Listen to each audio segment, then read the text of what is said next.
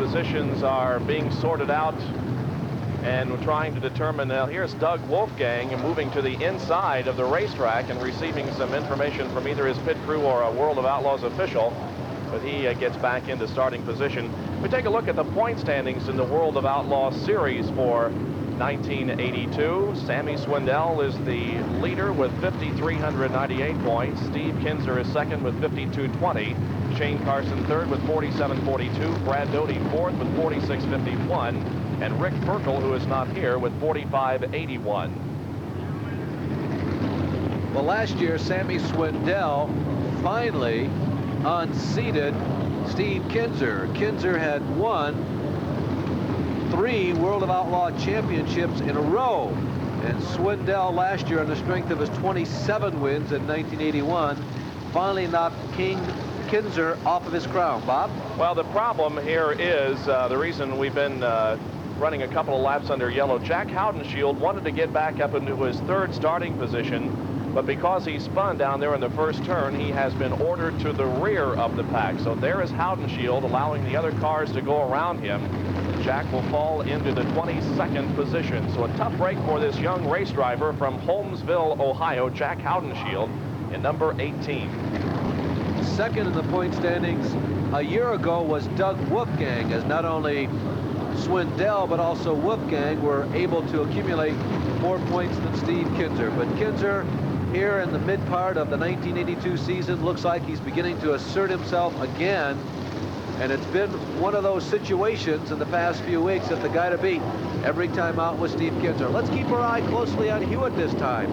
Look for him to avoid that dry spot way down on the bottom of the racetrack. I kind of expect him to try and stay as close to the middle as he possibly can. With Haudenschild to the rear, the inside row moves up position, so Doug Wolfgang now starts third, and Tim G starts in 5th position. Here they are in the backstretch, now beginning to pick up the pace just a little. Look at Hewitt trying to avoid the low part of the racetrack, and as they come off of 4, the green is out, but still, it is Hewitt dropping back to 3rd position. Steve Kinzer jumping out into the lead, and 2nd position, Sammy Swindell down the backstretch. Everybody is through the first turn okay. We're still under green. We'll watch him through 3 and 4. Here is Steve Kinzer leading lap number 1. Sammy Swindell is 2nd. 3rd position is Shane Carson. 4th is Jeff Swindell, and 5th is Doug Wolfgang. And Jack Hewitt has stalled along the main straightaway. Jack Hewitt losing power.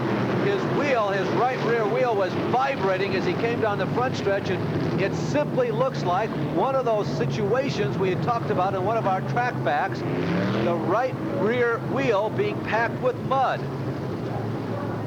And incredible if true. That, of course, throws the tire out of balance. You can see the mud rolling out of the wheel area, and since that is gone, I'm pretty sure that perhaps the car will handle a bit differently. Bob, there was a hubcap on there, but it is pushed into the interior part of the wheel.